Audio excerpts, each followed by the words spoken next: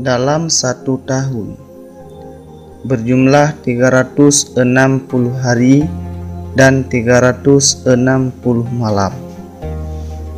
Akan tetapi tidak semuanya sama martabat.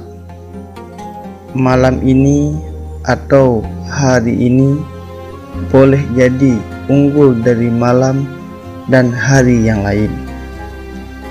Oleh sebab itu, kita merasa perlu untuk mengetahui malam dan hari yang lebih utama di dalam Islam, dengan tujuan agar termotivasi untuk mengisi ibadah atau mengurangi berbuat maksiat. Malam-malam yang unggul dalam satu tahun.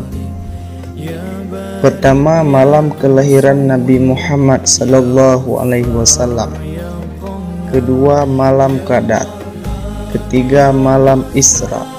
Keempat, malam Arafah. Kelima, malam Jumat. Keenam, malam nisfu Sya'ban. Dan terakhir, malam hari raya. Martabat hari dalam satu tahun. Pertama, hari Arafah. Kedua, hari nisfu Sya'ban. Dan terakhir, hari Jumat. Referensi kitab Asy-Syarqawi ala At-Tahril halaman 449. Ya